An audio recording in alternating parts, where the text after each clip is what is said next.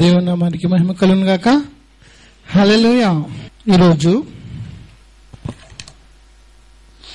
దేవుని గూర్చిన సంగతుల్లో 4 విషయాల గురించి మనం నేర్చుకుందాం. దేవుడు చేయలేని సంగతులు. మొదటిగా మనము చూసినట్లయితే ఆశ్చర్యపోతున్నారా? దేవుడు ఎందుకు చేయలేడని అంటున్నారా?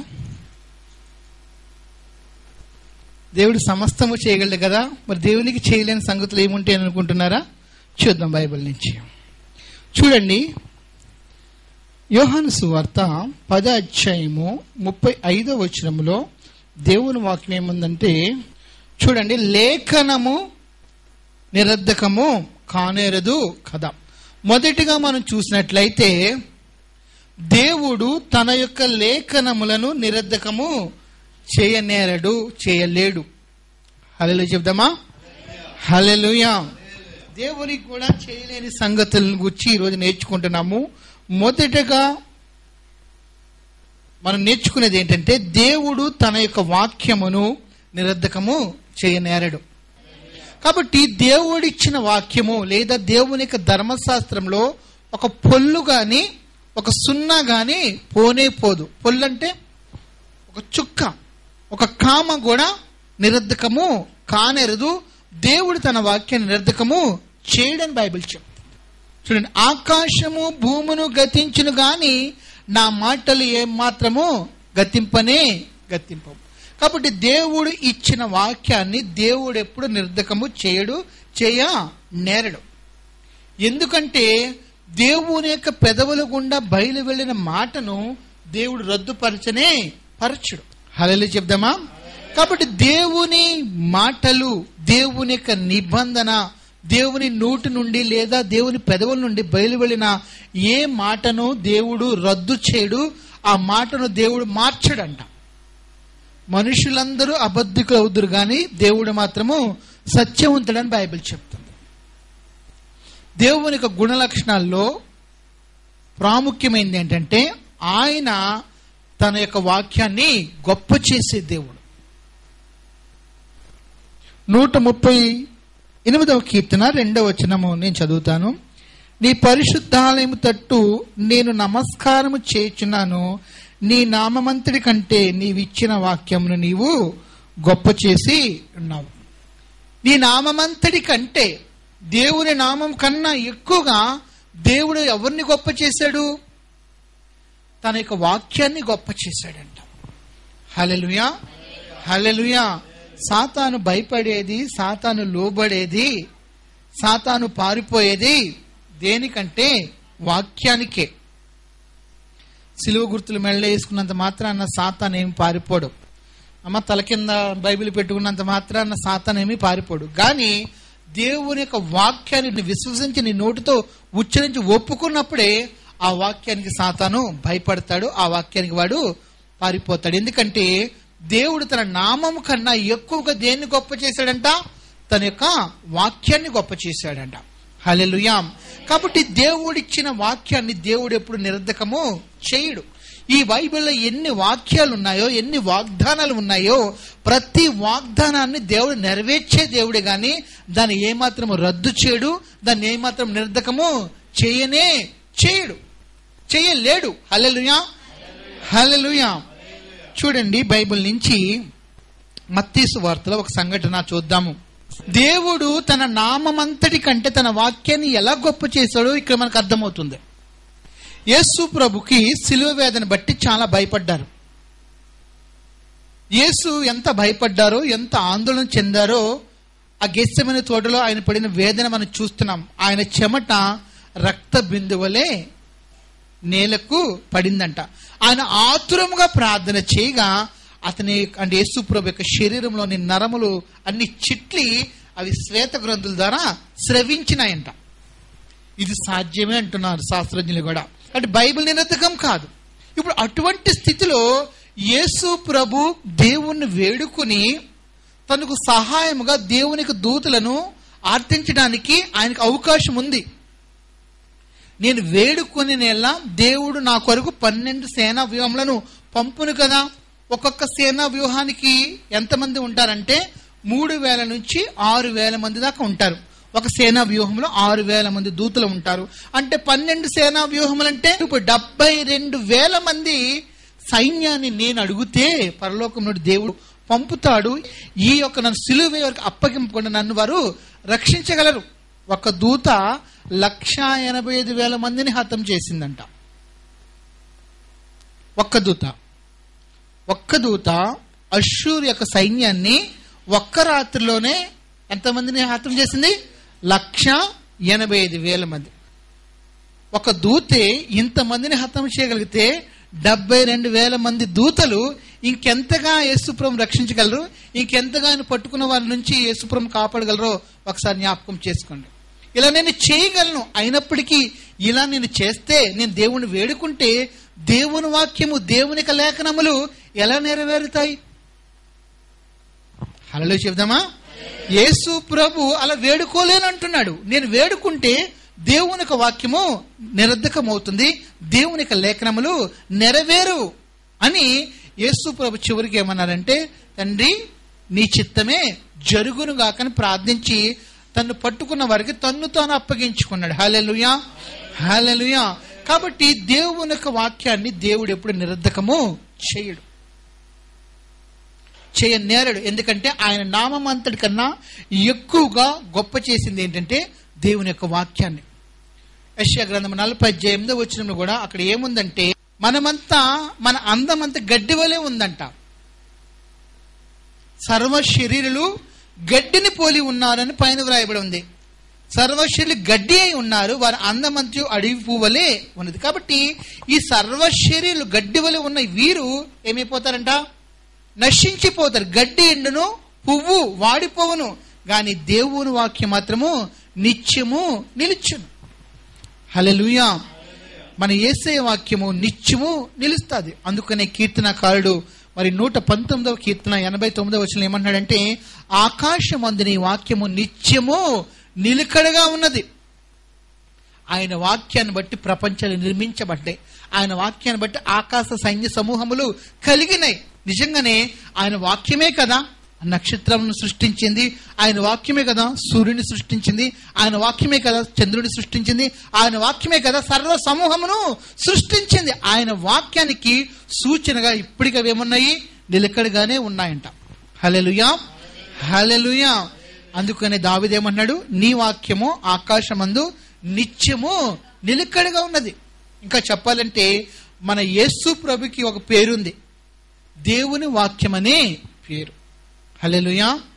ఆదియందు వాక్యముండను, వాక్యము దేవుని యొద్ద ఉండను, వాక్యము దేవుడై ఉండను. ఆయన మూలంగా అంటే వాక్యము మూలంగా సమస్తము కలిగెను. కలిగి ఉన్నదేదు ఆయన వాక్యము లేకుండా కలగలేదు. ఆ వాక్యము కృపా సత్య సంపూర్ణుడిగా శరీరధారి మన మధ్యకు వచ్చెను అని యోహాను సువార్తలో విపులంగా రాస్తున్నాడు. ఆ వాక్యము ఏ వాక్యమైతే ఆది అందుందో, ఏ వాక్యమైతే దేవుని యొద్ద ఉందో, ఏ వాక్యమైతే దేవుడైనాడో, ఏ వాక్యము చేత ప్రపంచాలు నిర్మించబడ్డాయో, ఆయన ఏ వాక్యం చేత ఆయన లేకుండా ఏమి కలగలేదో, ఆ వాక్యము శరీరాన్ని ధరించుకుని కృపా సత్య సంపూర్ణుడిగా మన మధ్యకు వచ్చాను. కాబట్టి యేసు ప్రభుకు ఒక పేరు ఏంటంటే వాక్యం అనే పేరు. హల్లెలూయా, హల్లెలూయా. యేసు ప్రభు శరీరధారిగా రాకముందు ఆయనకు ఏం పేరుంది? వాక్యం అనే పేరుందని బైబిల్ చెప్తుంది. ప్రకటన గ్రంథం 19వ అధ్యాయము 13వ వచనం. మరియు దేవుని వాక్యము అనునామము ఆయనకు పెట్టబడి ఉన్నది. యేసు ప్రభుకు ఒక నామం ఉందంట. ఆ నామం ఏంటి? దేవుని యొక్క వాక్యం. కాబట్టి దేవుని వాక్యమైన యేసు ప్రభు తన వాక్యాన్ని నిరర్ధకం చేస్తాడా? నిరర్ధకము చెయ్యనే చెయ్యడు. ఇర్మీయా గ్రంథం 1వ అధ్యాయము 12వ వచనం. నేను చెప్పిన వాక్యమును నెరవేర్చడానికి నేను ఆతృత పడుచున్నాను. కాబట్టి దేవుడు ఏ మాట సెలవిస్తున్నాడు, దేవుడు ఏ మాట ప్రకటిస్తున్నాడు, దేవుడు ఏ వాక్యాన్ని ఇస్తున్నాడు, దేవుడు ఏ వాగ్దానం ఇస్తున్నాడు, దేవుడు ఏ నిబంధన ఇస్తున్నాడు, ఆ నిబంధన రద్దుపరచనే పరచడు. గాని ఆ నిబంధనను, ఆ వాక్యాన్ని, ఆ లేఖనములను జరిగించటానికి ఆయన ఆతృత పడే దేవుడని బైబిల్ చెప్తుంది. హల్లెలూయా. కాబట్టి మొదటిగా మనం చూసినట్లయితే దేవుడు తన వాక్యాన్ని ఎప్పుడు ఎటువంటి పరిస్థితుల్లో కూడా నిరర్ధకం చేయడు. రెండవదిగా మనం చూసినట్లయితే దేవుడు అబద్ధము ఆడడు, అబద్ధం ఆడలేడు. ఫస్ట్ తన వాక్యాన్ని నిరర్ధకం చేయలేడు. రెండవదిగా దేవుడు అబద్ధమారనేరడు. ఇశ్రాయేలులకు ఆధారమైన వాడు నరుడు కాదు. ఆయన అబద్ధమాడడు, పశ్చాత్తాప పడడు. దేవుడు అబద్ధమాడడంట. అబద్ధమాడడానికి నీ వంటి నా వంటి నరుడు కానే కాదని దేవుని వాక్యం సెలవిస్తుంది. బిలాము ప్రవక్త కూడా మరొక చోట ఏమంటున్నాడంటే సంఖ్యాకాండం 23:19 దేవుడు అబద్ధమాడటానికి నీలాంటి నాలాంటి బలహీనుడైన మానవుడు కానే కాదు. పశ్చాత్తాపడ మాట ఇచ్చి నెరవేర్చకుండా పశ్చాత్తాపడడానికి నీ వంటి నా వంటి నరపుత్రుడు కానే కాదు. ఆయన మాట ఇచ్చి నెరవేర్చకుండా, ఆయన మాట ఇచ్చి దాన్ని స్థాపింపకుండా అని బైబిల్ చెప్తుంది. దేవుడు ఎందుకు అబద్ధం ఆడలేడు, నేరడు? ఒకసారి ఎప్పుడైనా ఆలోచించారా? అవసరాన్ని బట్టి, అవకాశాన్ని బట్టి దేవుడు ఎందుకు అబద్ధం ఆడలేడు? మనుషులందరూ అబద్ధికులు గాని దేవుడు సత్యవంతుడని బైబిల్ చెప్తుంది.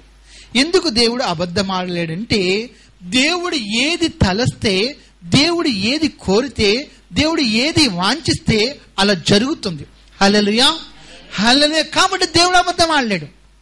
దేవుడు ఒక మాట అవునంటే అది జరుగుతుంది. ఇంక అందులో వేరే డౌటే లేదు. సూర్య చంద్ర ఆకాశ నక్షత్రములు కలుగునుగాక ఒక్క మాట. ఏమేం కావాలో తన హృదయంలో ఉన్న మాటను దేవుడు పలికాడు. యేసు ప్రభు దేవుని యొక్క వాక్యమై ఉన్నాడు. హల్లెలూయా. తండ్రి దేవుడుగా ఉన్నాడు, ఆయన యొక్క వాక్యము యేసు ప్రభు ఉన్నాడు. కాబట్టి ఎప్పుడైతే వాక్యాన్ని పలికాడో అంతే ఒక క్షణములో ఏమైపోయి సూర్య చంద్ర నక్షత్రములు అన్ని కలిగినాయి. సముద్రము దానిలోని జలచరములు కలుగును గాక ఒక్క మాట అనగానే అందులో ఉన్న అనేక కోట్ల జలచరములు కలిగినాయి. ఇవన్నీ ఆయన మహత్తు గల మాట చేత నిర్మించాడని, ప్రపంచములు మహత్తు గల మాట చేత సృష్టించబడినామని హెబ్రీ 1 మనం చదువుతున్నాం. కాబట్టి దేవుడు ఏది కోరుకుంటే, దేవుడు ఏది వాంఛిస్తే, దేవుడు ఏది పలికితే అలా జరుగుతుంది. కాబట్టి దేవుడు అబద్ధం ఆడడానికి అవకాశం లేదు, అబద్ధం ఆడలేడు కూడా. ఎందుకు అబద్ధం ఆడలేడు? ఏది చెప్తే అలా జరుగుతుంది. కాబట్టి దేవుని ఉద్దేశము ఏదైందో అది నెరవేరుతుంది. దేవుడికి ఆలోచన ఏమైందో అది నెరవేరుతుంది. దేవుని యొక్క సంకల్పం ఏమైందో అది నెరవేరుతుంది. కాబట్టి ఎట్టి పరిస్థితుల్లో కూడా దేవుడు అబద్ధం ఆడలేడు. బైబిల్లో దేవునికి ఏమైనా పేరంటే సత్యవంతుడు. అద్వితీయ సత్యవంతుడైన నిన్నును నువ్వు పంపిన యేసుక్రీస్తుని ఎరుగుటయే నిత్య జీవము అని ప్రభువుని యేసు ప్రార్థిస్తూ యోహాను సువార్త 17:3 అన్నారు. దేవుడు ఎవరంట? అద్వితీయ సత్యదేవుడు. దేవుడు అంటేనే సత్యవంతుడు. హల్లెలూయా. సత్యవంతుని దేవుళ్ళ అబద్ధం ఉండదు.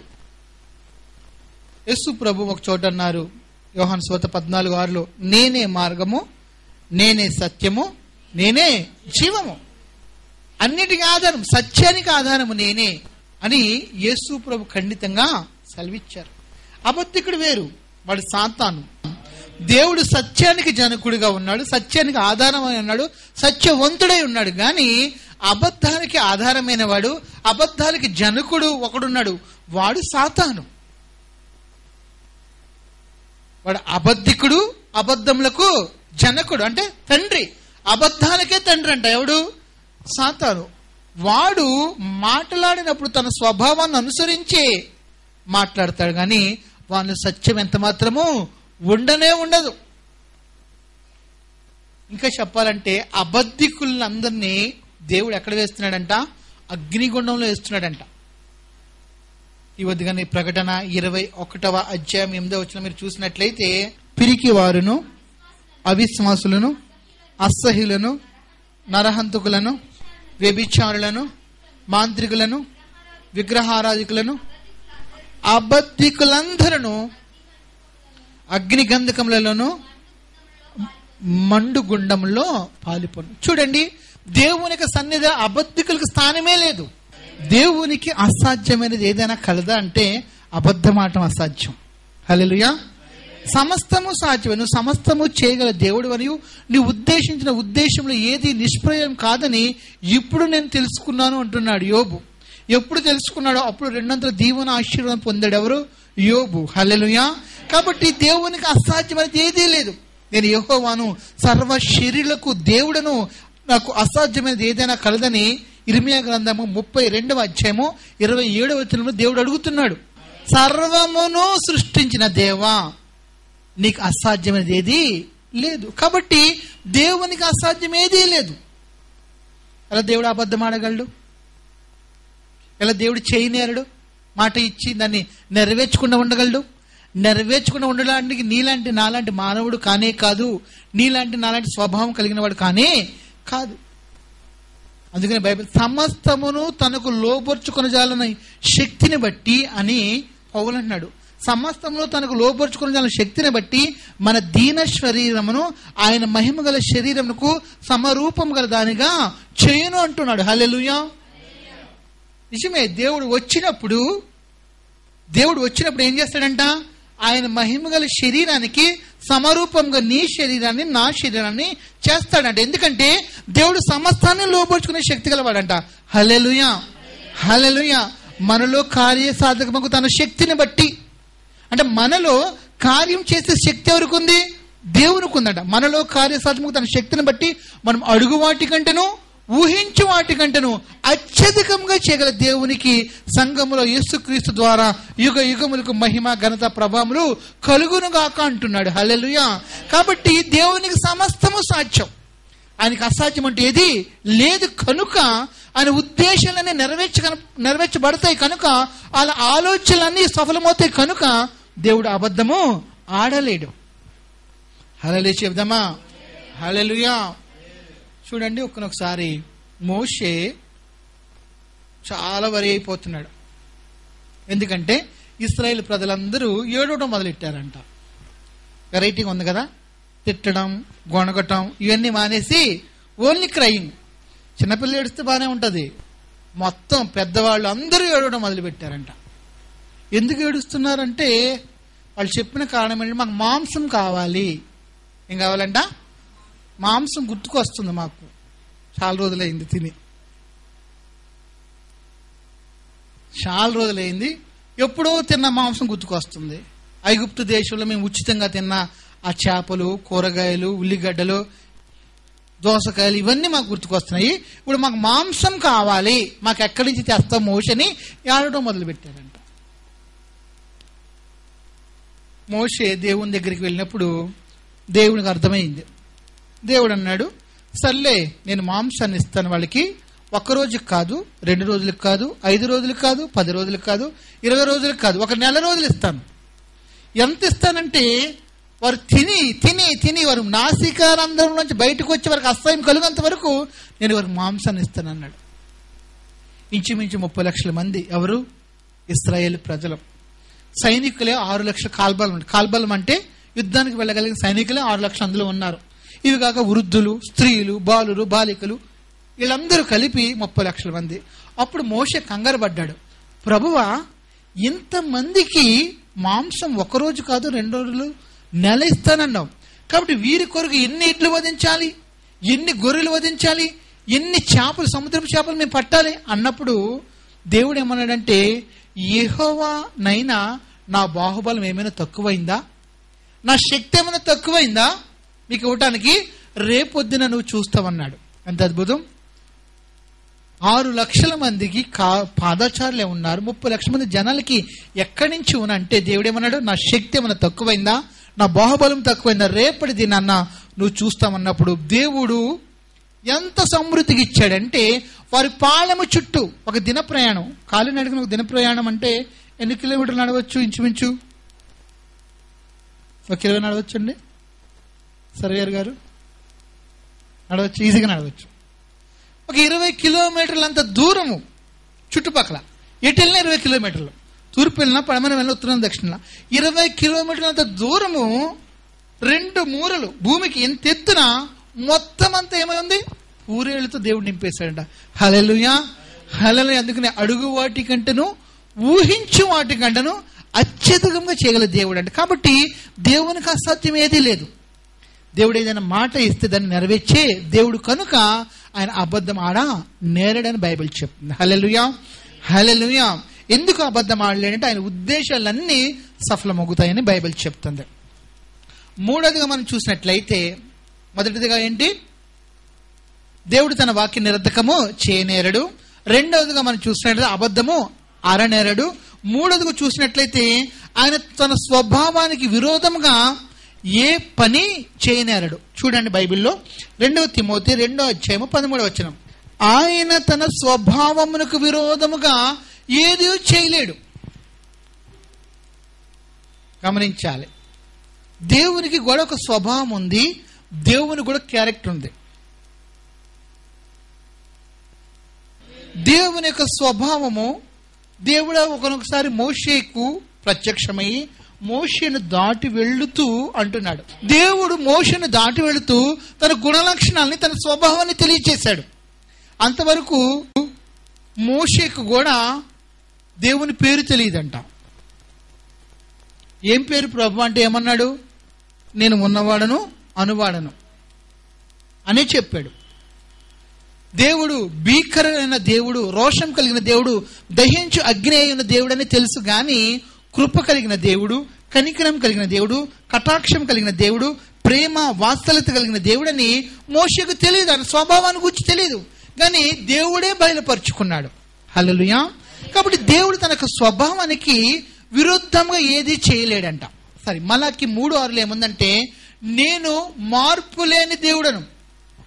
దేవుని యొక్క స్వభావంలో మార్పు లేదు. హల్లెలూయా. మనలో మార్పులు ఉంటాయి, అంతే కదా. జీతం వచ్చిన వారం రోజులు ఒక మార్పు ఉంటుంది, జల్సాగా ఉంటారు. చివరి వారంలో డేల మొక్కలు వేసుకుని ఉంటారు. మార్పులకు సంభవిస్తూ ఉంటాయి. పిల్లలు కూడా ఆదివారం సరదాగా ఉంటారు, శనివారం నుంచే వాళ్ళకి సరదా స్టార్ట్ అయిపోద్ది. సోమవారం ఉదయం కానీ డేల మొక్కలు వేసేస్తూ ఉంటారు స్కూల్కి వెళ్ళాలని. కాబట్టి మనలో ఎన్నో మార్పులు కనబడుతూ ఉంటాయి. దేవునిలో మార్పు ఉండదంట. హల్లెలూయా, హల్లెలూయా, హల్లెలూయా. దేవుని యొక్క స్వభావములో ఎప్పుడు మార్పు ఉండదంట. యెహోవానైన నేను మార్పు లేని వాడును కనుక మీరు లయము కాక ఉన్నారని దేవుడు చెప్తున్నాడు. నిన్ను ఎటువంటి ప్రేమతో ప్రేమిస్తున్నాడో మొదటి నుంచి అదే ప్రేమ నిన్ను ప్రేమిస్తున్నాడు. ఎటువంటి కృపణీయాలు చూపిస్తున్నాడు మొదటి నుంచి అదే కృపణీయాలు చూపిస్తున్నాడు. ఎటువంటి దీర్ఘశాంతాన్ని చూపిస్తున్నాడు అదే దీర్ఘశాంతాన్ని నేటికి చూపిస్తున్నాడు. ఆయన ప్రేమలో, ఆయన కృపలో, ఆయన వాత్సల్యతలో, ఆయన మంచితనంలో, ఆయన కనికరములో, ఆయన కటాక్షంలో మార్పు లేదు కనుక నువ్వు బ్రతికున్నావు. హల్లెలూయా, హల్లెలూయా. నువ్వేదో నీతిమంతుడు అని, నువ్వేదో పరిశుద్ధుడు అని, నువ్వేదో యోగ్యుడు అని, నువ్వేదో ప్రార్థనాపరుడు అని కాదు, కానీ ఆయన మార్పు లేని తత్వాన్ని బట్టి, ఆయన స్వభావాన్ని బట్టి, ఆయన ప్రేమ వాత్సల్యతను బట్టి మనము నిలిచి ఉన్నాం. చూడండి, బైబిల్లో చక్కటి మాట ఉంటుంది. సంఘంలో ఉన్న మన మీద భక్తులు మనం అసహించడానికి ఏమీ లేదు. ఆయన వాత్సల్యత ఎలా ఉంది? మన మీద నిలుస్తుందంట, ఎడతెగక నిలుస్తుందంట. అనుదినము మన ఏళ్ళ నూతనంగా ఆయనకి వాత్సల్యత, ప్రేమ పుడుతుందంట. కాబట్టి మనము లయము కాక ఉన్నాం. ఇది దేవుని యొక్క స్వభావం. హల్లెలూయా. కాబట్టి దేవుడు తన స్వభావానికి విరోధంగా ఏం చేయలేడు. ఎవరన్నా నీ దగ్గరకు వచ్చి దేవుడు నిన్ను ప్రేమించట్లేదు అని ప్రవచనం చెప్పారనుకో, దాని అర్థం ఏంటి? అది అబద్ధ ప్రవచనం. ఎందుకంటే దేవుడు తన స్వభావానికి విరోధంగా నిన్ను ద్వేషించలేడు. ఎందుకంటే దేవుడు ప్రేమ స్వరూపి. ప్రేమ స్వరూపైన దేవుడు నిన్నెలా ద్వేషిస్తాడు? దేవుడు నిన్ను అంగీకరించడు. దేవుడు నిన్నేమి తన రక్తంలో కడిగి తన యొక్క రాజ్యాన్ని వారసుగా చేయడు అని నిన్ను బట్టి ఎవరైనా చెప్తున్నారనుకో, అది దేవుని యొక్క స్వభావానికి విరుద్ధంగా చెప్తున్నారు. అది దేవుని స్వభావమే కాదు. నేను నీతిమంతుల కొరకు రాలేదు, పాపుల కొరకు తిరిగి వచ్చాను అంటున్నాడు. హల్లెలూయా, హల్లెలూయా. ఒక్క పాపి కొరకు పరలోకాన్ని విడిచి లోకానికి వచ్చినవాడు ఎవరంటే ప్రభువైన యేసు. 99 మారు మనసు అక్కరలేని నీతిమంతుల కన్నా ఒక పాపి విషయంలో దేవునికి ఎంతో సంతోషం కలుగుతుంది బైబిల్ చెప్తుంది. హల్లెలూయా. కాబట్టి నిన్ను, నీ యొక్క భక్తిని, నిన్ను, నీ యొక్క విశ్వాసాన్ని నిరుత్సాహపరచడానికి ఎవరైనా ఇటువంటి మాటలు చెప్తే వారు అబద్ధికులు. ఎందుకంటే దేవుని యొక్క స్వభావం అది కాదు.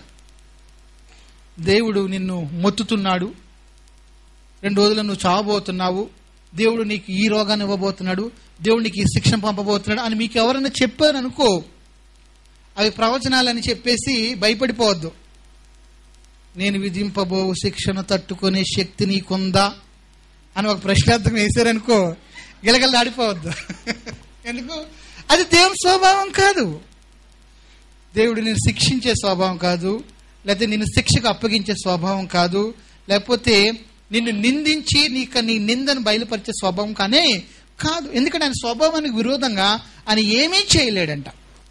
ఆయన మాట ఇచ్చి నెరవేర్చుకున్నా, ఆయన మాట ఇచ్చి దాన్ని స్థాపింపకుండానని బైబిల్ నుంచి చెప్తుంది. అంతేకాకుండా యాకోబు 1:17 ఏమని ఉందంటే, శ్రేష్టమైన ప్రతి ఈవియు పర సంబంధమైనదే, జ్యోతిర్మయ దేవుడి నుండి వచ్చును, ఆయన యందు ఎటువంటి గమనాగమనంలైనను చంచలత్వమైనను లేదు అని బైబిల్ చెప్తుంది.